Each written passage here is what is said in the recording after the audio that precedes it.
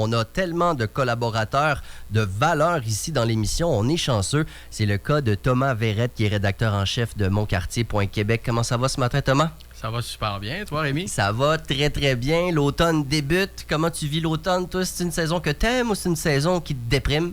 Habituellement, c'est une saison qui me déprime, mais cette année, c'est tout le contraire avec la campagne électorale. La lumière, le manque de lumière et tout ça, ça m'affecte pas parce que il manque pas de nouvelles. C'est ça, exactement. Tu as le cerveau bien occupé à autre chose, c'est clair. Ça fait beaucoup jaser cette campagne électorale. Il y a d'autres choses, par contre, qui font jaser, Thomas. Et l'une d'entre elles, c'est une enquête qui a été menée sur la qualité de vie dans le Vieux-Québec. Conseil de quartier, comité des citoyens, qui ne sont pas la même chose. Il y en a un qui est affilié à la ville, l'autre non. Bref, les conclusions ont été présentées. Qu'est-ce qui en ressort majoritairement? Oui, peut-être un contexte. D'abord, ils font ça justement parce qu'on est en campagne électorale, donc pour inciter les candidats et les candidates à se prononcer sur certains enjeux. Puis, pour répondre à ta question, il y a certaines problématiques qui étaient déjà connues, inscrites dans le plan d'action pour l'amélioration de la qualité de vie dans le Vieux-Québec, notamment le manque criant de commerce de proximité. Par contre, le sondage mené par la firme votepro.ca amenait également les gens à se prononcer sur la détérioration de certaines problématiques. Et puis, les nuisances sonores et le sourd-tourisme sont vraiment des enjeux là, qui ont pris beaucoup d'ampleur là, dans les dernières années. Ce qui est intéressant avec ce sondage-là, c'est que les citoyens eux-mêmes nomment ces enjeux-là parce qu'il y a eu 900 répondants, dont 800 habitants du Vieux-Québec, sur une population, on me dit, là, d'à peu près 5500 personnes. Là, si on inclut également la colline parlementaire, le Cap-Blanc, le Vieux-Port, l'Intramuros et tout ça, là, il y a environ 5500 personnes qui me disent... c'est justement les intervenants concernés. Là. Eh bien, quand même, c'est un échantillonnage qui est important quand on parle de 800-900 répondants en proportion. Donc, ce sont des sondages qui révèlent des problématiques dans le Vieux-Québec. On prend ces résultats-là, puis là, ils sont-tu allés voir déjà tous les candidats et candidates à la mairie avec ces informations-là? Oui, bien, justement, il y a un tour de roue à faire, mais déjà, M. Marchand a été questionné sur la question... de la pollution sonore et du sourd-tourisme. Il y a l'enjeu de la circulation aussi dans le Vieux-Québec qui a été nommé dans ce sondage-là.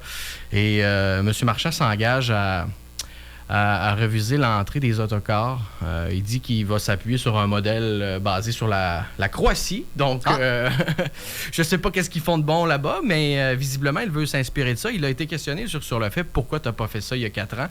Et son explication, c'est qu'il y avait trop de travaux majeurs là, sur des artères quand même importants, comme la rue de Buade. Là, mais le maire sortant, lui, promet de s'attaquer à l'enjeu de la circulation, puis on sait les autocars, moi j'étais là lors de la conférence de presse, eux aussi contribuent à toutes ces pollutions sonores dans le quartier là, historique. Juste un cue, là, la rue Buade, là, elle va être fermée pendant 2 ans. Ah ouais, c'est à cause des recherches archéologiques? Oui, puis des réparations, là, des tuyaux, puis etc., pendant 2 ans. C'est quand même pas rien. Quand on parle des autocars, toi, Marc-André, qui habite dans ce coin-là, est-ce que c'est effectivement un des enjeux majeurs? Puis est-ce que pour vous, il y a des solutions évidentes qui vous sautent d'en face? Bien, il n'en faut pas. Ah! Parce que les coachs, là, les gros autobus à 46 passagers, là, c'est très bruyant. Oui. Effectivement. Puis là, ils passent dans ce coin-là rempli de touristes, évidemment. Ben oui, puis ils font des tours. Puis il y en a d'autres qui rentrent parce qu'ils sont pleins de touristes qui vont déposer dans les hôtels, style au Château Frontenac. Ouais, il y en a beaucoup, beaucoup. Bien, c'est sûr que, tu sais, dans le Vieux-Québec, les murs sont si rapprochés, le son, ça doit être absolument chaotique. Là, on peut comprendre pour les gens qui habitent le quartier. Puis souvent, ce qu'on entend comme contre-argument des gens qui n'habitent pas le Vieux-Québec, c'est... Ben là, si tu habites dans le Vieux-Québec, il faut bien que tu t'attendes à ce qu'il y ait du monde. Ça, c'est la réflexion facile, comme je dis, des gens qui ne sont pas directement impactés. Quand on est directement impacté, on répond quoi à ça, Marc-André? Ben, t'es-tu déjà allé à Niagara Falls? Ouais.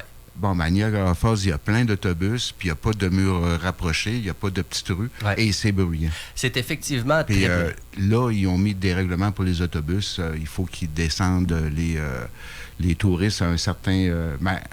loin de la chute. OK, il y a une certaine distance, on ne peut pas se rapprocher plus que ça. Ça pourrait être donc une solution d'interdire carrément ou de leur proposer d'autres trajets. On peut comprendre concernant la pollution sonore. Dans ce cas-ci, on parle des véhicules, mais je pense qu'il y a aussi les entreprises qui mettent des haut-parleurs. Tout à fait, c'est nommé ça dans le sondage, les caisses sonores qui apportent finalement absolument rien, mais qui est une stratégie qui fait « mon voisin le fait, je le fais, l'autre voisin le fait, je le fais ». Et on me donnait l'exemple du shaker sur la rue Saint-Jean qui a arrêté de le faire. Et vous regardez, à chaque soir, le vendredi soir, il n'y a aucune place de disponible. Donc, est-ce que ça marche vraiment, les caisses sonores, ou c'est plus l'effet d'entraînement? C'est une bonne question. Le shaker, il n'a jamais mis de caisse. Non? Non. Ah non? Il a jamais... Parce que c'est le dernier bar qui s'est comme installé, si tu veux, là. Puis il n'y a jamais eu de caisse. Puis effectivement, il est toujours plein. Il est toujours plein. Il n'y en a pas besoin. Donc, des études qui démontrent ces problématiques-là. Puis, je fais un lien avec l'autre sujet, le bilan de la rue Saint-Jean piétonne. Parce que je lisais l'article qui est fort intéressant et justement, les gens de la SDC disent, ben il faut aussi que les commerçants animent la rue, tu sais, en contrepartie. Fait que là, on dit, ben là, il faut pas de caisse de son, mais en même temps, il faut animer la rue. Fait que, tu sais, on se situe où là-dedans du côté des commerçants, là? Ben, je pense que tu as touché le point central. Là, le succès d'une rue de piétonne est intimement lié à l'animation de la rue en tant que telle et son accessibilité. Ouais. Je donnerais l'exemple cet été. Je ne sais pas si tu as eu l'occasion d'aller à Montcalm en Blues, qui était un week-end sur l'avenue Cartier, qui était piétonne. Et puis, il y avait tellement de monde sur l'avenue Cartier que les terrasses étaient pleines. Il n'y a aucun commerçant qui va être contre la rue piétonne si on fait les choses de la bonne manière. Mais encore, il y a eu des beaux efforts du côté de la SDC. Il y a notamment eu la fête là, du quartier Saint-Jean-Baptiste qui est venu conclure un petit peu... la saison estivale, là, mais de manière générale, ça reste un défi d'animer une rue tout au long de l'été. Même si les citoyens apprécient beaucoup le fait qu'il y ait de l'apaisement de la circulation, qu'on puisse accéder à nos commerces chéris, ça reste que les commerçants... c'est ça, là, notent certains enjeux et c'est pourquoi... notamment cette année, là, vous aurez remarqué, le vendredi, il n'y avait pas de rue piétonne. Rue piétonne. Et du côté de l'avenue Cartier, il y a pas de... Il y a des projets sporadiques, mais elle n'était pas piétonne régulièrement. Là. Donc, c'est vraiment une réflexion, dans ce cas-ci spécifique à la rue Saint-Jean, mais on pourra avoir la même réflexion aussi pour la 3e avenue à Limoilou et toutes les rues qui sont piétonnes à l'occasion. Là. Oui, c'est intéressant, mais comment on peut mettre les conditions gagnantes pour que ça marche bien aussi pour les commerçants. Là. Ben tout à fait, parce que c'est l'objectif, ça va de soi. On veut attirer du monde, on veut que ce soit le fun, on veut que ce soit sécuritaire. Moi, j'ai été quand même marqué par l'aspect des vélos. Tu sais, il y a des cyclistes qui passent à pleine vitesse sur une rue piétonne. Ça aussi, c'est un point qui a été soulevé.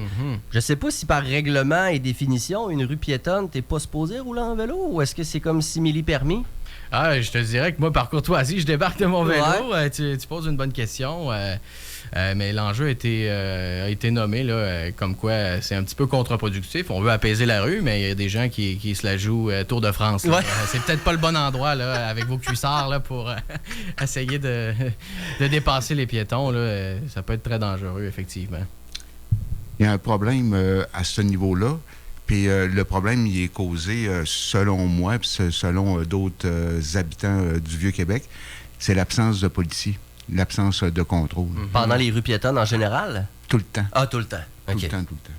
Parce qu'effectivement, il y a les cyclistes, il y a les trottinettes électriques aussi. Il y en a qui sont au fond là-dessus, OK? Fait qu'on peut comprendre que quand on veut une rue piétonne, c'est pas pour se faire dépasser à toute vitesse par... C'est pas un char, mais c'est quand même quelque chose qui va plus vite et qui a des roues, tu sais. Fait qu'on peut comprendre. Donc, un bilan intéressant sur la rue Saint-Jean qui a été piétonne pendant un bon bout de l'été. C'était quoi, genre le vendredi, samedi, dimanche, je pense? Là, pendant... C'était les journées du samedi-dimanche. Le samedi-dimanche pendant pas mal tout l'été. Donc, c'est à voir pour la suite des choses.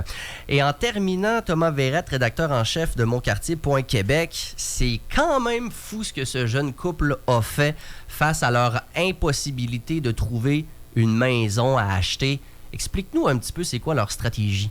Ben oui, ils ont été victimes de la surenchère parce que quand ils déposaient une offre d'achat, ils réalisaient qu'ils n'étaient pas dans le coup du tout parce qu'il y avait de la surenchère et tout ça. Donc, ils Et ils ont pris leur vélo, ils font le tour de... Eux habitent la Haute-Ville, là, le quartier Saint-Sacrement, puis ils déposent des lettres à certaines propriétés qui ont ciblé en particulier pour leur dire on serait intéressé à acheter votre maison. Et jusqu'à présent, comme j'ai dit, là, ils ont déposé environ une 50aine de lettres. Ils ont eu des retours intéressants, comme quoi les gens disent bon, notre maison n'est pas à vendre, mais on va passer le mot dans le voisinage. Donc, c'est une façon un petit peu d'y aller, je dirais, complètement différemment. Hein? Ben oui. Puis il y avait certains chiffres dans l'article d'Olivier qui je pense qu'on pourrait faire un petit jeu de devinette aujourd'hui. Ça coûte combien en moyenne une propriété unifamiliale à Québec en ce moment même? 450 000, je pense. 450 000, c'est en plein ça. C'est débile. Ça a augmenté de 50 000 en une année, selon les chiffres du regroupement là, des promoteurs, des gens en immobilier. Là. Mais c'est des bungalows, là, en passant. Tu sais, c'est des... Moi, je me suis acheté une maison en arrivant à Québec, là, puis une chance, j'avais fait un argent en vendant mon ancienne parce que jamais! Puis, tu sais, c'est pas des grosses baraques neuves, là, c'est des bungalows des années 70. Là. C'est rendu un $250 000. C'est rendu absolument fou. Puis pour avoir acheté une maison cet été, la surenchère, là, c'est complètement fou. Mettons qu'il y a une maison qui est en vente. Le lendemain, normalement, c'est une dizaine d'offres d'achat. Et le surlendemain, la maison est vendue. C'est une histoire de 48 heures à Québec en ce moment. Et je suis pas surpris que les gens viennent à faire des lettres comme ça. Nous, on a joint notre offre d'achat à une lettre aussi. Parce que, bon, moi, j'ai une fille polyhandicapée, elle est en chaise roulante, fait qu'on a des critères. Tu sais, je peux pas avoir un split level, je peux pas avoir les chambres au deuxième, je peux pas... Bon, fait qu'on a écrit dans la lettre, écoutez, malgré nos restrictions, votre maison est idéale. On a eu la maison. C'est à cause de la lettre ou à cause de la surenchère de 60 000? On le saura jamais, mais c'est rendu à ce point-là. Et quand on parle de surenchère, je suis sérieux, là. C'est 40, 50, 60 000 de plus que le prix affiché. Oh, oui. Puis le prix affiché moyen, c'est 450 000. Puis t'es vraiment dans le mille parce que c'est le mot que je cherchais, c'est l'Association des courtiers immobiliers qui notait aussi la période de vente d'une maison. L'an passé, ça prenait environ 50 journées pour que la maison soit vendue. Cette année, on est rendu à combien? À 19 jours. 19 jours. Donc, environ 2 semaines et hop! La maison que tu as vue la semaine d'avant est plus là. Puis elle a été achetée 50 000 de plus que si tu l'as vu exactement. Affiché. Puis tu sais, c'est un point tel que ma blonde et moi, on regardait des maisons. Quand on en voyait une, on l'envoyait à notre courtière. Elle dit, oublie ça, déjà vendu. Tu sais, on n'a même pas le temps. On n'a même pas le temps de les afficher. Fait que je peux très bien comprendre que ces gens-là en viennent à dire, regarde, comme on dit au football, Hail Mary, OK? Je t'arrache la balle, on verra bien ce que ça va donner. Mais tu sais, ça en dit long quand même sur l'accessibilité pour les jeunes. Exactement. Puis aujourd'hui, on en parle. Là, fait que ça permet aussi de conscientiser que c'est difficile d'accéder à la propriété pour les jeunes comme toi et moi. Là. Ouais, tout à fait. Puis là, tu sais, quand on parle de crise du logement, puis tu sais, les coops d'habitation, ça fait jaser un petit peu aussi. Tu sais, les gens essayent de trouver des manières de devenir propriétaire dans un contexte où c'est absolument horrible. Puis même si, en ce moment, c'est pas achetable, je veux pas être fataliste, mais j'ai pas l'impression que ça va être plus achetable dans un an. Non. Tu sais, c'est pas en attendant nécessairement que les prix vont descendre, en tout cas pas pour l'instant. Puis ce qui est encore plus poche, c'est que la ville de Québec est particulièrement une bulle. Bizarre, tu sais, c'est moins pire en région, c'est moins pire ailleurs. Québec est particulièrement violente en termes de prix de maison. Ah ouais, puis ce qu'on voit, c'est que les jeunes vont dans les municipalités avoisinantes. Ben, t'as pas le choix. Donc, on perd ces jeunes-là pour Sainte-Brigitte-de-Laval, par exemple, ou... Saint-Augustin, c'est pas trop loin. Il y en a qui vont aller plus vers l'est, peut-être Bois-Châtel, l'Ange-Gardien, c'est la côte de Beaupré. C'est des endroits qui sont pas trop loin, mais où les maisons sont encore achetables un peu. Fait on peut comprendre que c'est une grosse problématique. On est rendu à 7h59. Thomas Verrette, rédacteur en chef de monquartier.québec. Merci de prendre le temps de venir nous raconter ça. Merci à toi pour ton travail. Puis salut toute ton équipe aussi. On se voit dans 2 semaines. Salut. Merci d'être à l'écoute de CKIA 88.3.